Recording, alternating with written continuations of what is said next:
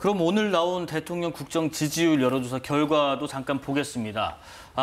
지난주보다 잘한다는 평가는 1.5%포인트 하락해서 54.5, 잘 못한다는 평가는 1.9%포인트 상승한 41.1로 나타난 상황입니다. 이 조사는 리얼미터가 에너지경제신문 의뢰로 9월 8일부터 12일까지 전국 만 18세 이상 2,515명을 대상으로 무선 ARS 100% 조사 방식입니다. 신뢰 수준 95%의 표본 오차는 플러스 마이너스 2.0%포인트입니다. 이 대통령 국정 수행 평가 지지율 어떤 부분에 영향을 좀 미쳐서 긍부정 이렇게 오르고 내렸을까?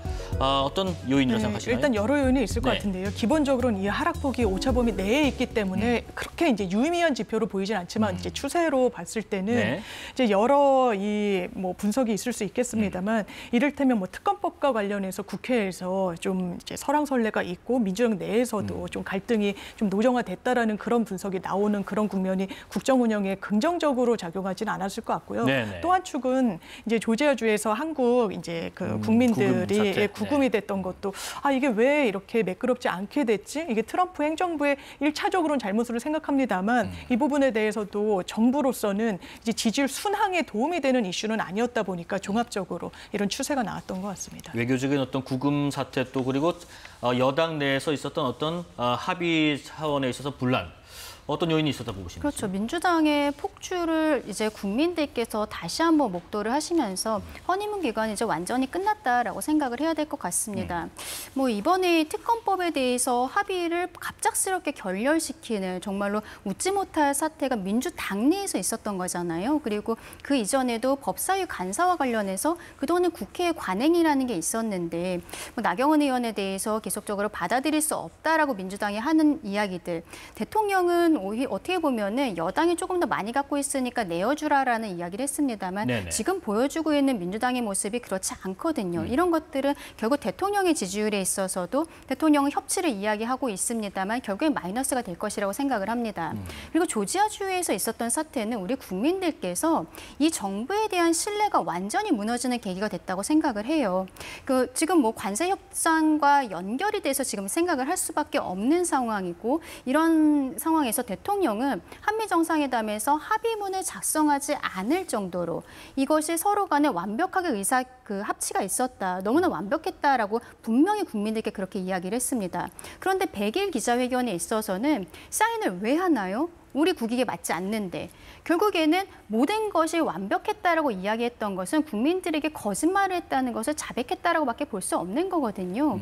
그리고 한미 정상회담 과정에서 결국에는 우리가 700조 원 정도를 미국에 투자를 하게 되는데 대한민국 1년 예산과 맞먹는 규모입니다. 근데 우리가 2012년부터 비자 쿼터를 만들기 위해서 호주나 싱가포르처럼 쿼터를 만들기 위해서 미국에서 입법 로비를 해왔고 로비하는 과정에서는 550만 달러 정도가 이미 소요가 됐다는 게 언론에 보도가 되고 있어요.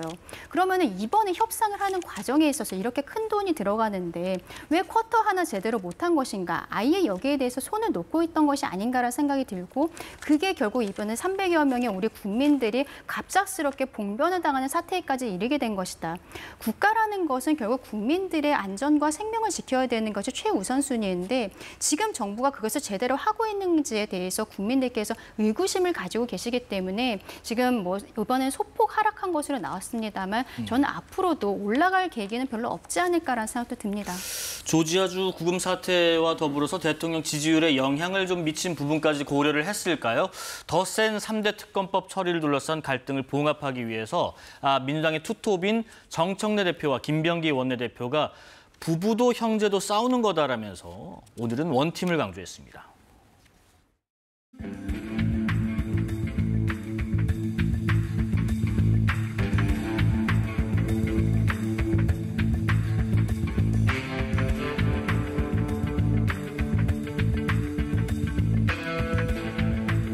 어제 삼청동 총리공관에서 당정대가 만났습니다. 더 소통하고 더 화합하기로 했습니다. 더 찰떡같이 뭉치고 차돌같이 더 단단하게 원팀 원보이스로 이재명 정부의 성공을 뒷받침하겠습니다. 자, 저렇게 같이 입장을 하고 또 원팀 원보이스를 강조했습니다마는 이런 얘기가 있습니다. 어쨌든 이번 사건의 근본 원인, 이 원인은 지도부가 이 소위 강성 지지층을 너무 의식하는 것 때문이다라는 지적도 있어서 앞으로도 이런 불씨가 없으라는 법은 없다. 이런 얘기도 나와요. 저는 이 특검법 내용은 민주당의 명분과 실익이 다 있었던 법안 개정안이라고 생각해요. 네. 강성 지지층의 문제가 아니라고 생각합니다. 저만 해도 저는 제가 강성이라고 생각하지 않아요. 그런데 이 협상안을 받았다고 했을 때 왜 이런 안을 받지라는 생각이 들었던 거예요. 그 안의 핵심은 그런 거였습니다. 특검법 지금 12월이면 다 종료되게 되는데 그냥 그때 수사 전반적으로 다 끝내라. 그리고 수사 인력의 보강도 최소화만 한다라는 취지였었어요. 지금 이를테면 김건희 특검 같은 경우에 16개 혐의가 들어가 있지 않습니까? 그 당시에는 무슨 집사 게이트니 그리고 뭐 금 거북이니 이런 게 나올 거라고는 상상도 못할 일이었습니다. 지금 매간 매직이 더 크게 방점이 찍혀 있지 않습니까?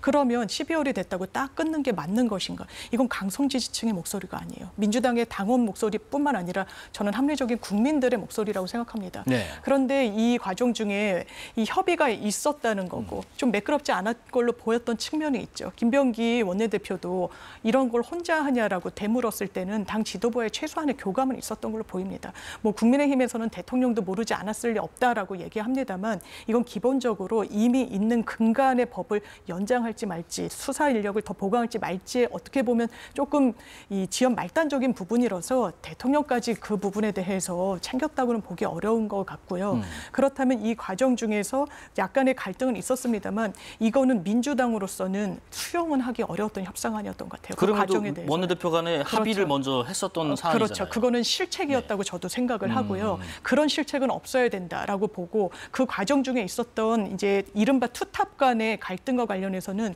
뭐 언론에서 봉합이란 표현도 그거는 맞지 않다. 일단 다 끝났다라고 보는 게 맞을 거고 이걸 또 어떻게 보면은 이제 하나의 좀 배울 점으로 삼아가지고 다시는 이런 협상은 최소한 국민들의 눈높이에 맞지 않는 협상은 이루어지면 안 되겠죠. 그런데 지금 여당뿐만 아니라 야당을 향해서도 그런 우려도 나옵니다. 이게 꼬리가 몸통을 흔드는 주객전도, 웩도독 현상이요.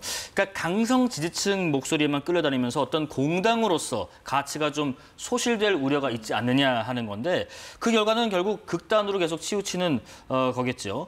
자정기능 상실의 우려, 여기에 대한 의견 어떠실지요? 그렇죠. 정청래 대표 같은 경우에는 특히 이제 김어준 씨의 방송에 굉장히 많이 출연을 하고 어떻게 보면 지난 전당대회 과정에 있어서도 김어준 씨가 인천에서 굉장히 큰 행사를 했었는데 그때 문재인 전 대통령 내외 그리고 정청래 그 당시 후보였죠. 후보는 참석을 했었어요. 그런데 박찬대 후보는 참석을 하지 않았었습니다. 그래서 뭐 이재명과 김어준 간의 대결이 아니냐 이런 이야기들도 나왔던 것이 사실이죠.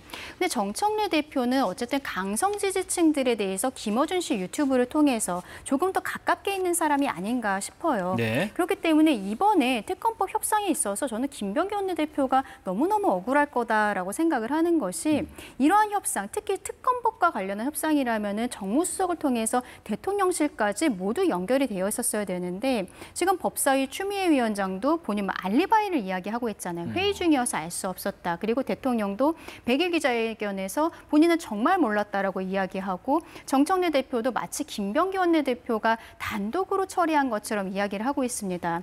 글쎄요, 이게 뭐 이번에 김민석 총리가 주재한 만찬으로서 저는 그 덮어진 문제는 아니라고 생각을 해요. 어쨌든 같이 의원으로서 그리고 당정 간에 함께 일을 해야 되는 부분에 있어서는 완전히 신뢰가 무너지는 상황이었다라는 생각이 들거든요. 예. 정청래 대표가 당 대표로서 여기에 대한 책임을 조금 더 분배했었어야 되는 것이 아닌가라는 생각이 드는 것이죠.